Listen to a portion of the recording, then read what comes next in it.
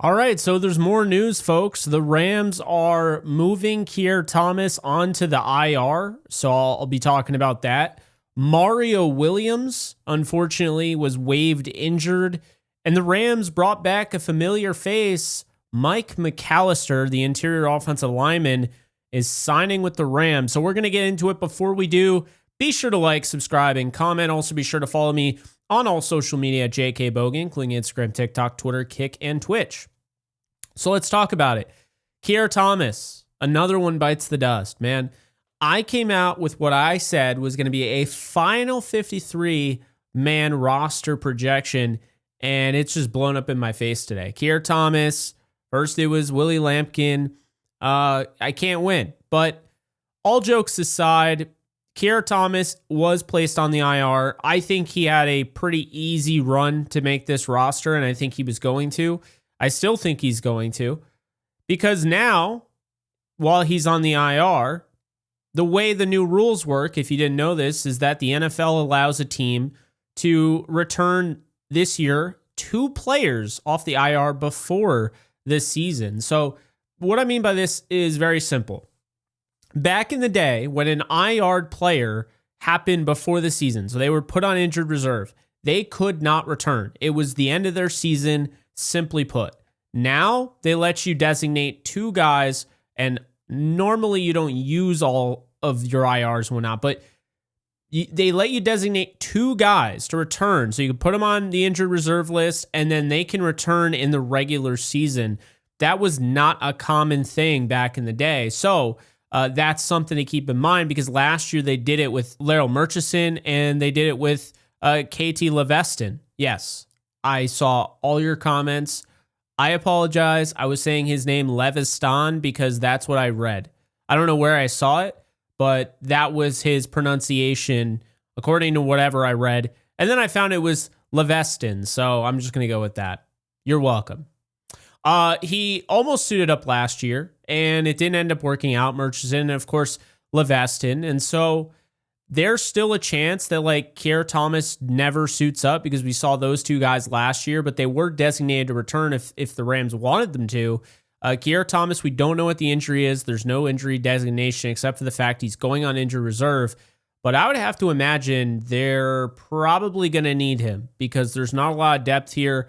This changes everything for this position. Who makes the team? Well, now, anybody that thought Brendan Jackson wasn't making it, well, he's definitely making it. But now it's almost a guarantee that Nick Hampton will make this. So that is probably going to be your 5, unless, and there's a chance, and I'm not going to say it's 100% going to happen, but there's a chance that maybe they didn't love what they saw out of the in-house, and outside of the top 3, being Jared Verse, Byron Young, and Josiah Stewart, they may look around. They may keep that spot open and look around, during the cut day and see if they want to claim anybody. So just because you might see a Nick Hampton and a Brennan Jackson and they keep 5, just because that might be the case initially, I wouldn't assume that's necessarily the case.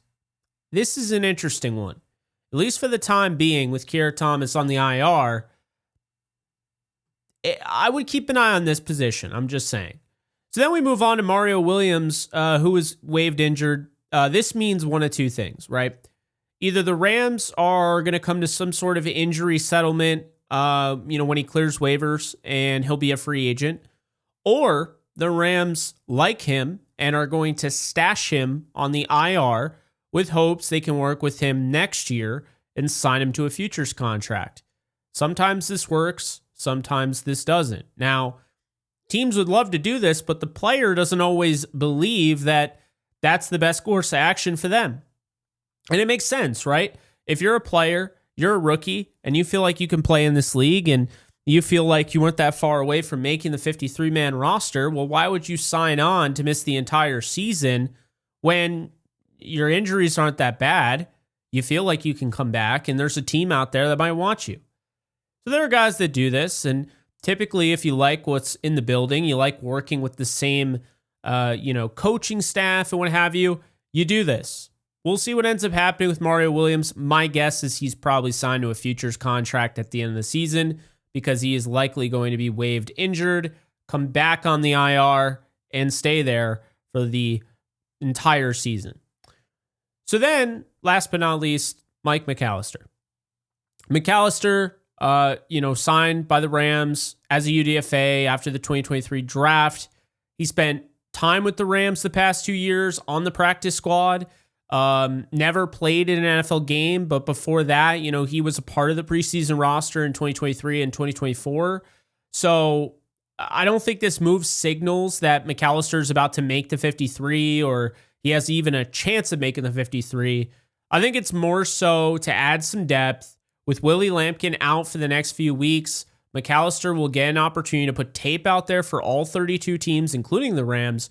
Should the Rams like what they see, they could bring him back. But what I would like to point out is that it could also signal that somebody like a Wyatt Bowles, who has played some center, or a Justin Diedick, who has also played some center throughout preseason, could make the roster. So in this final game, you don't want guys that you really want to be on the roster to get hurt, right? So there's that. Also, Bo Limmer as well. If he's good to go, he won't play week 3. So it's something to keep in mind. It's interesting for sure. But that's it. So in conclusion, Keir Thomas on IR, Mario Williams waived injured, and the Rams sign interior offensive lineman Mike McAllister for a reunion of sorts. We'll see how that goes. But again, I appreciate you guys as always for keeping it right here on this channel for your news, your updates, your analysis, your humble opinion. And I will be back soon. But until next time, you guys take care. Later, folks. All right, guys. So once again, just want to let you guys know that you can check out my new side project, The Lounge. I interview athletes, musicians, actors, actresses, all the nine. So definitely check it out over on the Lounge with Jake Ellenbogen channel. Be sure to subscribe and enjoy.